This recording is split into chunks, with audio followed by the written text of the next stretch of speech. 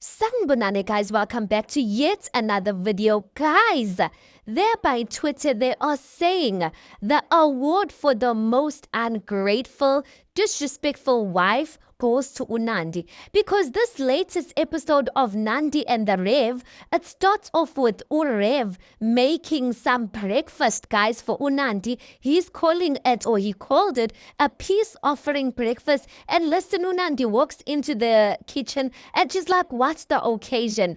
Oh, Gally didn't even say thank you for the fact that her husband got up early and made breakfast for her.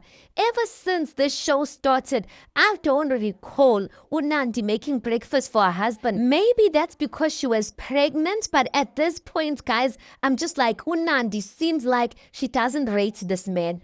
You know, when you see guys when a person is below you, she kind of treats that man like that. Maybe it's because she's checked out of this marriage, and that's the thing I don't get. In every conversation, Nandi will be like, she'll always bring up the option of Rev leaving the marriage. So my question is Nandi kind of afraid to take the initiative to end this marriage? Because why is she always pushing him to do it? Because the way she treats him in a way that, listen, she's checked out of this marriage. She doesn't she can't even say I love you.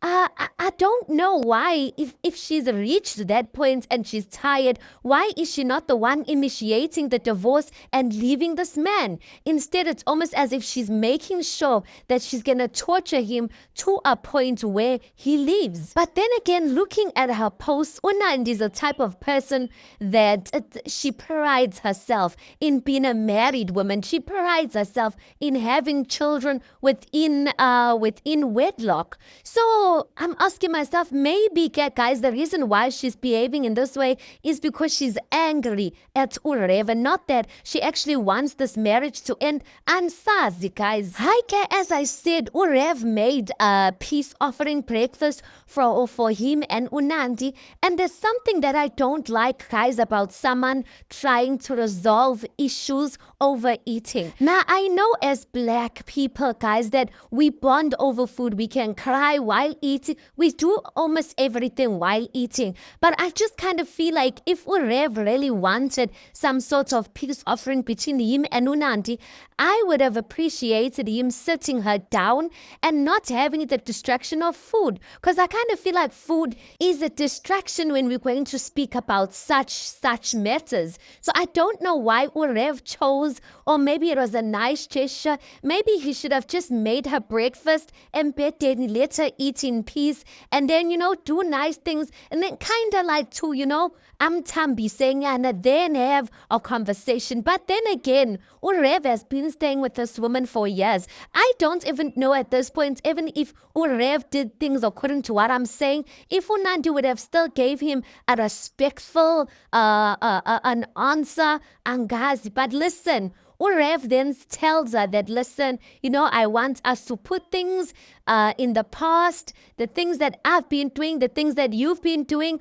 Nandi then says, are you willing to quit alcohol? Rev then says, are you willing to quit social media?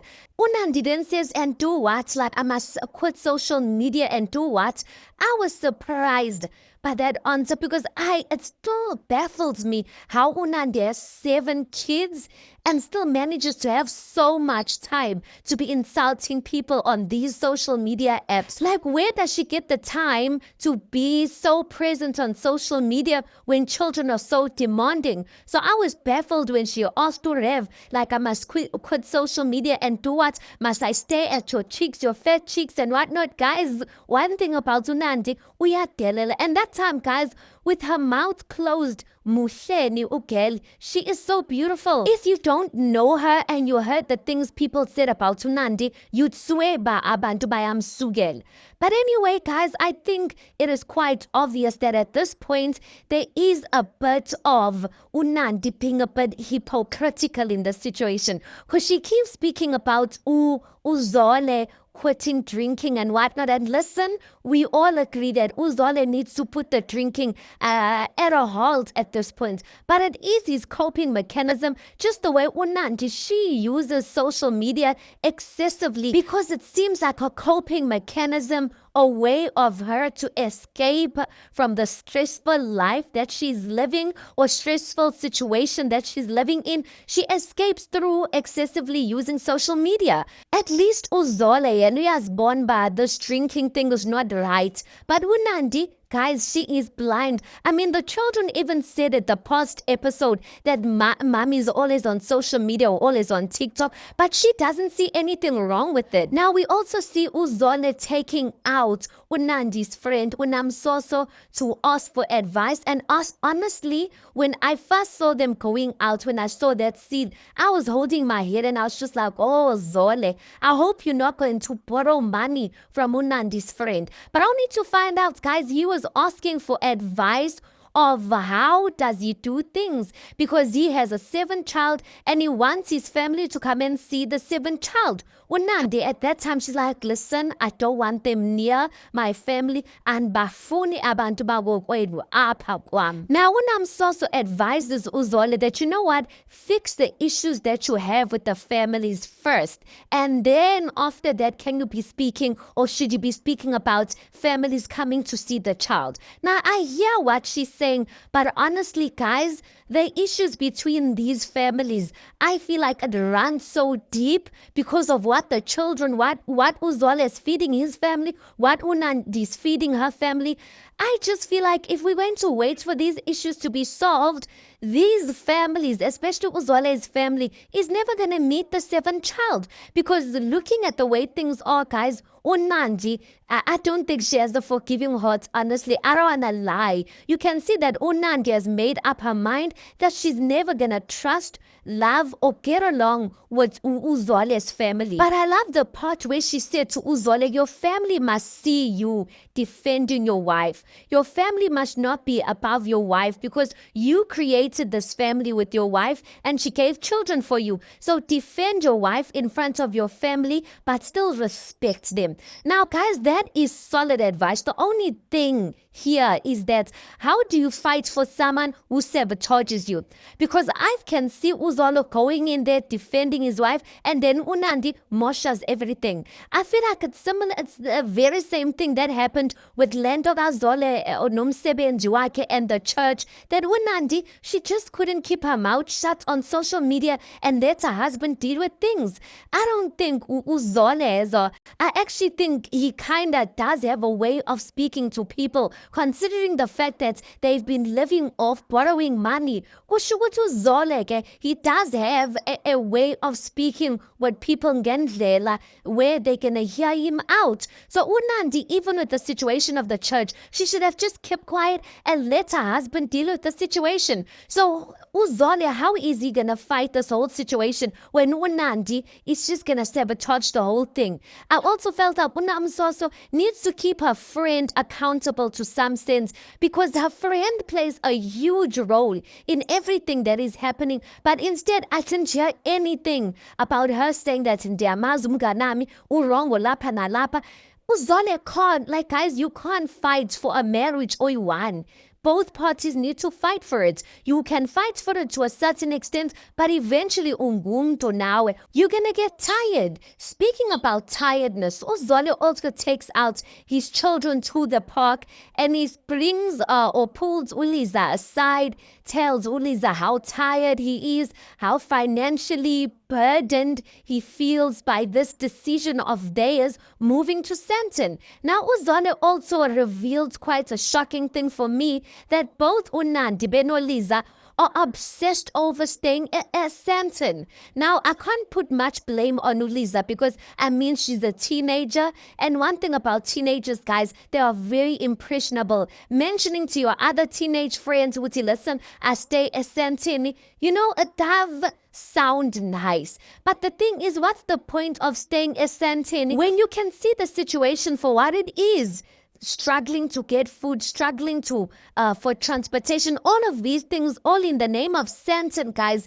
Now, when Uzole is speaking to Uliza, guys, you can hear she's hearing her father out, but akanandaba. Now, don't get me wrong, as a child, vele, that shouldn't be something your parents telling you which you financially burdened and whatnot. That shouldn't be upon you. But I kind of felt like Uzwelo man, that I felt like I was watching a mini Nandi responding or listening or having a conversation rather with Uzole. She then says to her father, listen, we've been living in poverty for years, so why not? Like she's saying, but it's justified for us to stay at Santon because we've been going through poverty for years. I just thought to myself, but it's still poverty. The only difference is that it's now poverty as Santon. Uzole says that Uliza has an obsession for the soft life just like her mother. That scares me, you guys. It scares me because the generation of today, ayisafani nakudala. So if she's got an obsession with wanting to stay essentially or wanting to live the soft life, she's going to go to varsity. And listen, guys, these old men, the way they prey on beautiful children like Aboliza, I'm scared for her. Now, Uzodio continues to speak about his marriage, that your mother, guys, when I say I love you, she says thank you. I felt like it's not fair for Uzole to be using Uliza and the rest of the other kids as therapists. And I feel like Nandi does the same. That is not a conversation you should be having with Uliza. But Uliza then says that, I feel like mom has outgrown you.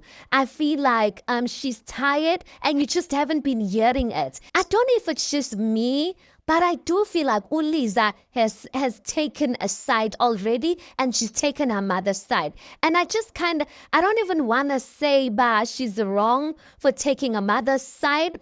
Listen, Uliza does say that she's got issues with her father. She says that there's times when she was trying to build a relationship with her father, and she opens up about that when she later on goes to see a therapist in the episode. She says there's times when her father walked out on them. He would just go to the Eastern Cape or wherever for months, guys, like not communicating with them. So I guess it's feelings of abandonment. But I would also like to hear Uliza say that, you know what, my father, yes, did walk out on us, and I feel like he should have been there for me at that time. But I've never heard her mention that, listen, but my father does try, even if he's not perfect. And the thing is, Uliza has this belief, guys, that maybe her father Adam Tandi Sisi, but hearing Urev's side, it seems like the reason why he even came back, actually he said it, the reason why he actually came back to his marriage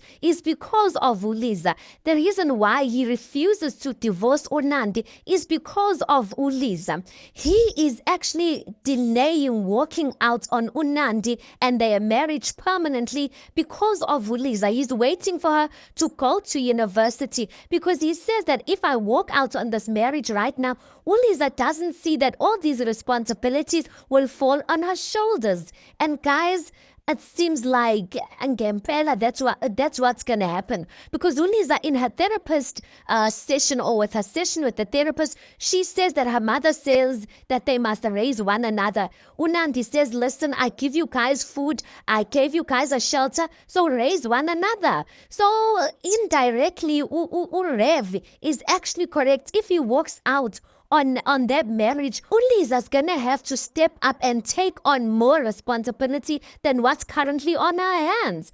Guys, I don't know. I really hope that when Nandi and Urev watched this episode, that they had a good cry. I mean, guys, even Urev, yeah, Nashem, even doing his his diary sessions for this episode, the way he's been crying, and I see some people making fun out of it. Listen, Urev must cry all he needs. Maybe, guys, even him walking out on his family for months and coming back was his way of ukoka umoya, his way of dealing with the situation, but his fault was not communicating. And the fact that he was thinking of himself doesn't make it any less for Uliza, less painful for Uliza and the rest of the other children. Last scene, Nandi and her husband go on a coffee date. Remember, guys, last week, Rev had a meeting with the PP about his job being reinstated and whatnot. But when he came back home, the situation was tense, so he didn't have an opportunity to speak about that.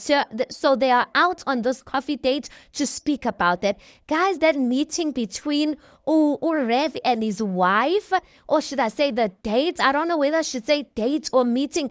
Guys, I hambanga kahle. Because listen, Nandi refuses to humble herself. I just feel like sometimes, guys, discernment will take you along a long way.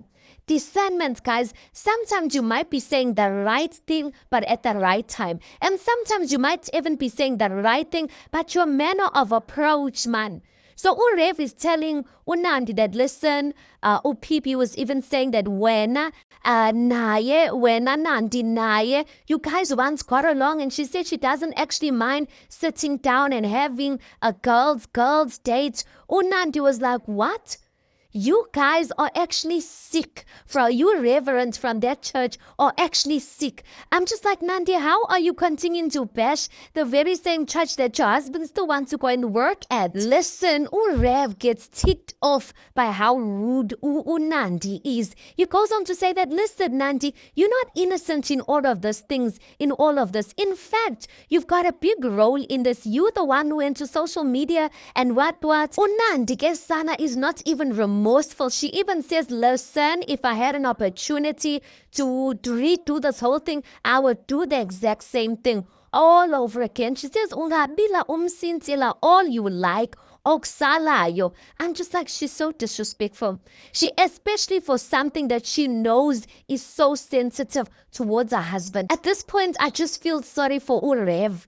Because I don't know ngubani ozomqasha, guys, with a wife who has a mouth like that. Even Nandi, I just feel like had she been smart about her social media presence, she could have even been working or getting some sort of campaigns or something like that. But I just feel like she smudges her own name on social media by responding to each and every single one. Like, for sure, if she even heard this commentary, she would have been swearing at me right now. Listen, Ugeli, aliko ilanga la mahala. Every day there's something that she's got to say or something she's got to respond to. I don't understand why she doesn't just channel her energy towards something that's going to bring her an income. Because responding to people negatively, swearing to them, I don't see by Inletagantoni, guys. Rev ends up getting up and walking out of that meeting, guys. And I just know it, that because you got up and left her like that, Nandi usazombonisa ama-flames just so that she can prove some points to him. Now, guys, other people on social media were like, you know what, guys, stop feeling sorry for Rev, because apparently Rev and Nandi did a live on Facebook few days back, and listen, these people are still together. Guys, if I didn't know better, I would say these people are acting, but there's no way the kids would lie about it, guys. That's the only reason, or that's the only thing that convinces me that this is actually the truth of their lives, the reality of their lives. Anyway, let's park it right there, guys. You tell me your thoughts on this. Please do make sure you like the video. Please do subscribe. It is absolutely for free of charge, and I'll see you guys on the next one.